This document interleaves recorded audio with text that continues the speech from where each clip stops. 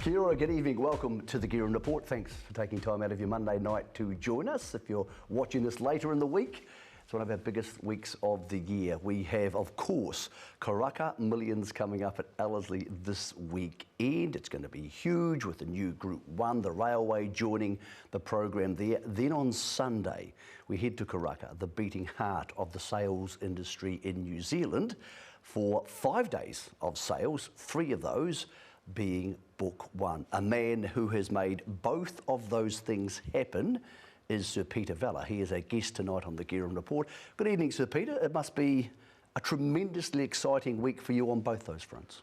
Evening, Michael. Yeah, it certainly is. It's what we all look forward to all year for the sales and the racing and Santa, of course, who's been and gone. But we've got some wonderful racing to look forward to. You and your daughter, Patria, and other people involved at Ellerslie at the time were crucial to the development of the Karaka Million, which was this idea, which I don't think anybody realised how big it would get. Do you like the way it's turned out? Are you proud of this thing you helped create? Well, you can't help but be rather happy with the way it's evolved. When I first proposed it to the then chief executive at Auckland, he said that it was impossible. It was a silly dream, and you'd never have racing at Ellerslie at anniversary weekend. And I said, look, we're desperate to try, and that's how it evolved from there. I called him on the evening before the first race meeting and said, I look forward to seeing you tomorrow night. And he said, look, I'm not going to go. I'm going to take some time off. And he said, I just couldn't stand to see a catastrophe. So we had no great expectations, but I had a gut feeling. Well, like many of your gut feelings, it's been proved right. We'll get to the Karaka Million and, of course, the sales a little bit later. But everybody in New Zealand racing, and lots of our friends who are watching this offshore, know who you are, and they know your breadth of what you do for the industry, but a lot of people don't know this. So this is a 3-part question. How does a man who was a school teacher in, I believe, Ngaruawahia at some stage, I'll get to the first part first, end up owning a fisheries company with your late brother, Vela Fisheries? Because that alone sees a big jump. We'll get to the horses a little bit later on. Well, this is a surprise. Good question. I studied at Waikato University. I did my master's degree there and thoroughly enjoyed it. And while I was finishing my postgraduate study, I was teaching at Ngaruawahia High School. Absolutely loved it. Wonderful days. If you don't mind me asking, high school? Yeah, high secondary school. What were you teaching? I taught rugby. We turned a school with no rugby, a league team into a rugby team. But I taught through to 7th form economics and history, all sorts of things, whatever was required. Okay, so you're a teacher, Yep. And somehow you end up owning a fisheries company. I did my master's degree I had my heart set on making a career in opinion research. It was, remember this is 50 years ago, hadn't got to New Zealand where you take a sample and you ask them questions and you make some predictions. It had been going pretty unsuccessfully in America for 20 or 30 years prior to that. I thought it was essentially a statistical exercise, not anything else, and I thought I could do it. So I went to, organised a meeting with Bill Rowling. This is early 70s. The next election that I was proposing that we implement this was 75. I thought he was a good chance to do something. I said, take a few of the marginal electorates, let's find out what the people makes them tick, and so on and so forth. So he was a very, very gentlemanly. He said, look, he said, it's been nice of you to call in and put your ideas. But he said, let me tell you, that will never be used in politics in this country, and thank you. Certainly, I'm not going to be the first. So I went back to Hamilton, went back to school, and I'd already by then started with a couple of horses, and I'd been introduced to a local trainer by the local butcher, a guy called Charlie Farrell, who I used to love going, not just to get my mince from, but to get a winner from. And he said to me one day, I've got some horses in training here with a guy called Laurie Laxon. Come up in afternoon stable and I'll introduce you. So that was the start of one aspect. And the only other thing I knew how to do, I knew that I wasn't going to have many horses in training on my teacher's salary. Master's graduate, $3,140 a year. That's $60 a week. You know, it's that's not a lot of horses. It's not a lot of horses. No. Maybe a pony. Quite correct. So, but the only other thing I knew, my father had been in the fishing business. My elder brother was in the fishing business at the time. In Nelson, and I thought, well, I'd worked every school holidays in that sort of environment, so I knew a little bit about it, and I thought I'll have a crack. So that's how that started. We started a wholesale distribution business in Hamilton, and from that it developed. Without being rude, if you're going to have the power to buy Pinkaro and New Zealand bloodstock, you must have sold a lot of fish. Well, the more you sell, the better you eat, for sure. You know, there's no question about that. But we were both committed to the excitement of the industry, and I'd been lucky in my teaching days. I had a wonderful father at the school of a couple of kids that were being taught there, a guy called Terry Jew, and he said to me one day, teacher evenings, he said, if you have any bright ideas about something you want to do, I'll fund it for you and we'll split it. And I said, so that was a wonderful start, because I was staring out the window at the school. I saw a bit of land that could be subdivided, and we did that. And that was really the kick that enabled me to go to the bank and not get chased away. So the fisheries business, obviously, with your late brother Philip, worked. How does one transition from a school teacher to running a fisheries business to buying New Zealand bloodstock? Because that's a bit of a leap. Yeah, it was 10 years, what was it? It was 13 or 14 years later that we had a couple of mares, and we were enjoying our involvement in the industry. The company that owned the bloodstock company had been at it 70 years. Was this Wrightson's? Wrightson's, yeah. They felt that their tenure was coming to a close. They had offered it to a group of New Zealand studmasters, etc., and they just hadn't been able to get and now we're talking the beginning of December 96 now, and they're talking about when Sir Patrick Hogan came to Philip and I, he said, look, we've tried to put a deal together to buy this. We want it to stay in New Zealand. We don't want the people that they have done a deal with subject to get it. It was a sales company already in existence in Australia. They said, would you and your brother buy it and give us 2 years, and you run it for 2 years, give us some time and we'll put it together.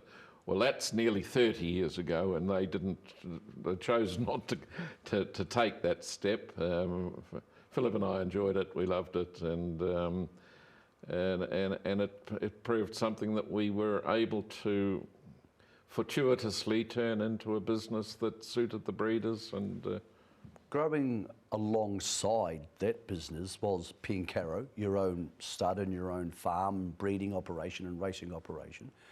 That's two very heavyweight, intense racing activities. So did it get to the stage where racing became far more than a hobby and started to become your main job? And around about when would that have happened? Yeah, that's true, Michael. That was probably one of the negatives of it, that we went from, I'd say in '96, 12 to 15 brood mares and having a whale of a time, to we decided we needed to up the ante and try and show some leadership, and soon after that we bought in one hit 20 mares and foaled to Danehill. So I can't remember what year that was, but it was the year Danehill died.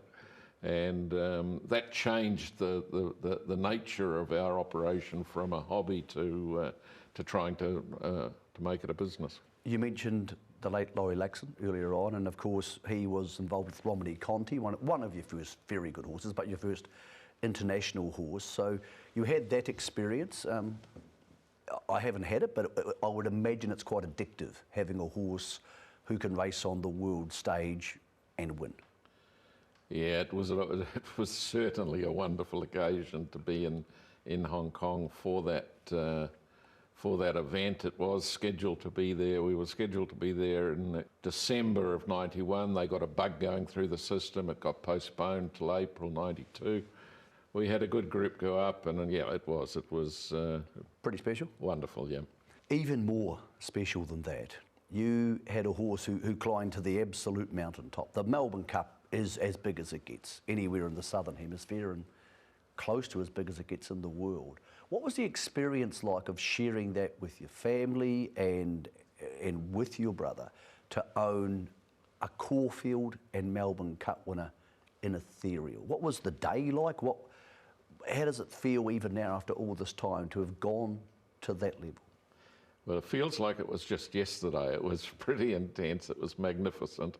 And to go back a step, when the great Laurie Laxon decided to go and try in Singapore, and his wife stayed behind, and she wanted to train a few, and he said to her, the two that you must keep are the jet ball filly out of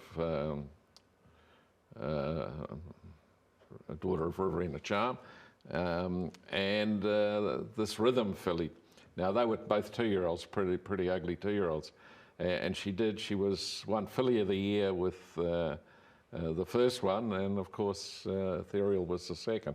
So it's a dream. It's impossible to comprehend or predict or even allow yourself to wish it might happen again. When you have that moment during the day, and I've spoken to a few people like Terry Henderson a few months ago on the show about winning a Melbourne Cup, do you remember much about the next hour, or do you start dialing back into it the next day? Because I imagine there's an incredible amount of stimuli. Yeah, it's. I remember certain things in the run. I remember looking at with a furlong and a half or a little more to go and thinking, yep, she is going to stay, because that's always, even though she's run a mile and a half, you don't know if they're going to run 2 miles, and then seeing her about to win was gigantic. Going down the steps, I remember the first person I ran into was Lee Friedman, and he nearly broke my bones giving me a squeeze and congratulations. Look, it just, then the next few days are a bit of a blur. She is still pride of place at Pencarrow. You sent me a photograph 6 months ago. She looks absolutely magnificent. With a horse like that, monetary bonuses of winning these races aside, do you fall in love with them because you know how hard they try? Oh, definitely. No shadow of doubt. You can't be committed to this without an affection for the animal. And when you get those ones that try their heart out, you do really have a soft spot for them. Back to the business of New Zealand Bloodstock, taking over a company with this many moving parts, and often customers who are suppliers who then go back to being customers on the same day. There must have been some challenges in that, and unlike the fisheries business, not everybody pays on the day or has the ability to pay inside the first month after purchasing the product. Talk to me about the challenges of owning New Zealand's only bloodstock company. Well, Undoubtedly, it is a challenge because of some of those, the arithmetic involved with it. But you're dealing fundamentally with a great group of people. You're dealing with, its complexity comes from, you have two sets of clients. You've got those that are selling and those that are buying. And each are as important as the other. Sometimes they're the same people. Absolutely, you hope that they are. The way forward is for the breeders that are selling to keep upgrading their breeding stock. That's a fundamental. How difficult, and I don't expect exact figures, but is the finance of a situation like NZB? Again, most people, if they buy a car, they pay for the car the day they buy it or they pay it off. Sometimes in racing, people would like the latitude to not pay something off for 3 or 4 months until the mare folds down and they get some money coming in, or the stallion fees arrive, all those sort of things. Racing, I believe, sometimes has challenges with credit facilities, shall we say. It is an issue, of course, because the company that's selling the horse is paying out in 30. We've paid every sale within 35 days of the fall of the hammer. When we took over the business in our first sale in '97, and bear in mind that we bought the business in December '96, and we were about to have our first sale, knowing absolutely diddly squat. And then 35 days after the fall of the hammer of the last lot, we were paying out the breeders. But we were doing it because they needed it. You know, they'd been through a horrific period of difficulty, and the governing thing is the interest rate. If the interest rate's low enough, you know, we trust implicitly 99.9% of the people that come to buy a horse. And there are accidents, there are things that go wrong, and that's life. But it's been not easy, but it's not been impossible, and it's one of the things that you have to put up with. You mentioned people. We've had some amazing people in New Zealand bloodstock. People like Sir Patrick Hogan, and I'm using him as an example, but many others. But people do come and go. That is the nature of life. We seem to have been very lucky to have had, and again, just using some examples, people like Brendan and Joe Lindsay and Lib Patanga and people like that come back into the industry. We've been, I would suggest, lucky to have that regeneration amongst some of the big investors. Yeah, absolutely. The more that we can attract people from outside of the thoroughbred industry, and that's where we're a little bit disadvantaged, say, against Australia, where in Australia the probably 80% of the people that are investing in a broodmare are earning their money from some other industry. In New Zealand, that's not the case. So we are desperately in need of the Brendan Lindsays and Greg Tomlinsons and the Patangas, and we have got more of those people coming through the system now that are investing through a love of the industry and carrying on their existing businesses. How important are the Karaka yearling sales as not just a branding exercise for New Zealand bloodstock, but a branding exercise for the New Zealand breeding industry? It is a magical place at that time of the year. People love coming there. The ambience and the energy creates, I believe, increased demand for horses after a couple of Sauvignons. How important is that occasion to the goodwill towards our industry? Oh, it's incredibly important. We are proud of the fact that we put on a sale that's regarded around the world as perhaps not having the depth of pedigree that some sales has, but it certainly has the depth of service and customer care and so on. And we're very, very lucky to have the support of people from all over. The sales world is changing. A lot of horses are sold online. Horses are sold in different countries online. Karaka is a very huge piece of land which Auckland seems to have come out to meet. Where do you see the future, as much as anybody can tell, in 5 or 10 or 20 years of physical sales at Karaka? And to dovetail that question into something else, we believe there's a Greenfields project being looked at in Waikato. Would it be sensible for them to investigate the potential for building at least some sales-capable facility there? The Greenfields, I think, is a wonderful concept. I think it just logic screams for it, because it's the next phase of New Zealand is going to need us to utilise scarce resources for in a different way, and a Greenfields will be a magnificent. Imagine it, you know, if we could have a racetrack, a training establishment, a horse sales, apprentice school, a horse hospital, and so on, all on one site. That will happen, I'm sure, because it's logic determines that it's so sensible that that it does happen. Now, how does it happen? That I don't know, but it can. Would you think there'll still be physical sales at the Karaka Sales ground? Because it's such a beautiful place, and so many, I know it's impossible to tell, but so many people love going there. Would that still be realistic in 20 years? Because it's a giant piece of property, which apart from the hotel, probably gets used 20 days a year. Yeah, that's a question for somebody else. 20 years is a little bit far down the line for me, but I would be surprised if, in fact, the Greenfields, I suspect, probably if you started a new property in 5 years' time, add another 20 to that, and you need to have bought it at an area that you can redevelop that as well and move to another one. It's just life goes on. You mentioned your love of racing away from the business part of your life. I don't think I've seen, apart from when you're with your granddaughter, I don't think I've ever seen you happier than when you're at Royal Ascot. In the car park, talking to people in that part of the world, and people seem to come across and want to come and have an audience. You love it there. And if you do, why? I fell in love with Royal Ascot very, very early in the piece, because I thought, this is it, this is heaven, you know. You're looking at the best horses racing in Europe. Subsequently, we've seen Australians go up there and so on. You are Tuesday, Wednesday, Thursday, Friday, Saturday, first race 2:30, 30-minute gaps. It's just magnificent, and you see everybody.